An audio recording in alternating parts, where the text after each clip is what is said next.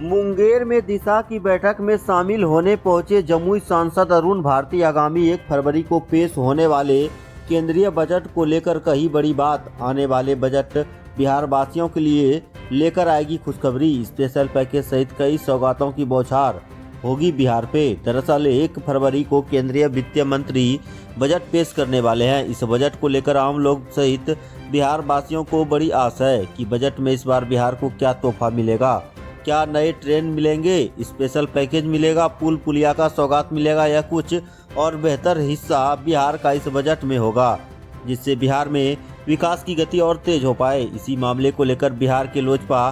Are के जमुई सांसद सब बिहार प्रभारी अरुण भारती जब दिशा की बैठक में भाग लेने मुंगेर पहुंचे तो सर्किट हाउस में कार्यकर्ताओं से मुलाकात के बाद अपने विशेष बयान में कहा कि 1 फरवरी को वित्त मंत्री सदन में बजट पेश करने वाले हैं और उस बजट को लेकर सभी सांसद और प्रतिनिधि ये जानने को उत्सुक रहते हैं कि इस बजट में उनके क्षेत्र को, उनके राज्य को क्या मिलने वाला है। बाहर का बजट पिछले 2 बजटों की तरह हो ताकि विशेष पैकेज, विभिन्न परियोजनाओं के लिए राशि बिहार को आगे ले जाने है तो केंद्र और मिलने वाले मदद की निरंतर बढ़ रहे हैं। और जिस तरह का जनादेश एनडीए को मिला, यह स्वाभाविक हो जाता है कि केंद्र से बिहार को मदद अवश्य मिलेगा। विभिन्न तरह की परियोजनाओं में आवंटन को लेकर बिहार को केंद्र में रख सभी मंत्रियों ने अपनी बातों को रखा और उन्हें पूर्ण विश्वास है कि प्रधानमंत्री नरेंद्र मोदी और चिराग पासवान जो 2047 तक विकसित भारत बनाने का लक्ष्य है, उसमें बिहार को गति देने के लिए जीडीपी ग्रोथ बढ़ाने के लिए विशेष पैकेज निरंतरता में बना रहेगा। यह बजट बिहार वासियों के लिए खुशखबरी लेकर आएगा। केंद्र सरकार का जो वित्त वर्ष शुरू होने पर बजट आता है, सरकारी खर्चों का और उनकी मांगों का, अनुदानों का और उसकी बजट की पूर्ति कहाँ से होगी, ये सारी बातें 1 तारीख को माननीय वित्त मंत्री जी करने वाली हैं।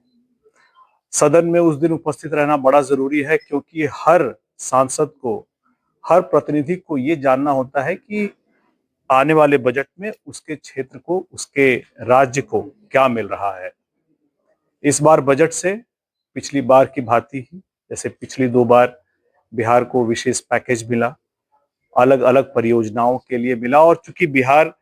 के को अगर आगे ले जाना है, जिस तेजी से बिहार बढ़ रहा है,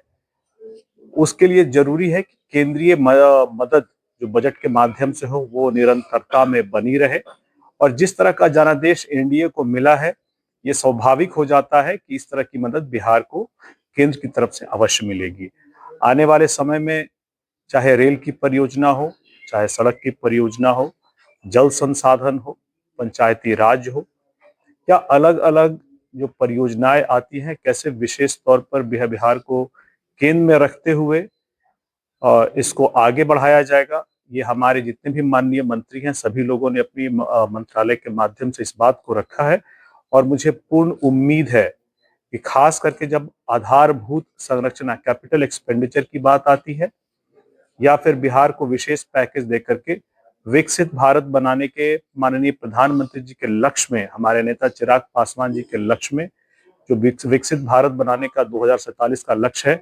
उसमें बिहार को गति देने के लिए, यहाँ पर जीडीपी ग्रोथ को गति देने के लिए विशेष पैकेज निरंतरता में बना रहेगा और इस बार भी उसके आने की हम लोग को पूरी उम्मीद है, जिस कारण से बिहार राज्य का जो चहुमुखी विकास है उसकी गति को धीमी ना पड़ने दिया जाए। इसी के लिए बिहार के लोगों ने हम लोग को ये मैंडेट दिया है और हम लोग का ये प्रयास रहेगा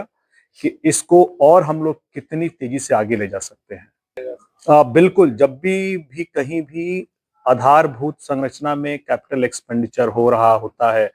सड़कें बन रही होती हैं, रेल मार्ग बन रहे होते हैं, जल संसाधन पर काम होता है, बांध बन रहे होते हैं, तो इससे जो डिस्ट्रीब्यूशन ऑफ इनकम होता है वो लोअर लेवल तक, नीचे तक परकुलेट करता है और इन्हीं से धीरे धीरे चीजों से जब ये आएंगी तो पहला एक आपके यहाँ योजना के माध्यम से सरकारी जो खर्च होते हैं, आपके यहाँ इंफ्रास्ट्रक्चर डेवलप होता है, आपके यहाँ रोजगार आता है और वहाँ लोगों का पर कैपिटा इनकम जो एक्सपेंडिचर के माध्यम से है वो भी बढ़ता है। और इन्हीं सभी लक्ष्यों को ध्यान में रख करके हमारे माननीय मंत्री चिराग पासवान जी और हमारे घटक दल के जितने भी मंत्री हैं, सभी ने इन बातों पर जोर दिया है और मुझे लगता है कि पिछली बार की बात ही इस बार भी हम लोगों को बजट में स्पेशल पैकेज देखने को अवश्य मिलेगा। Thank you.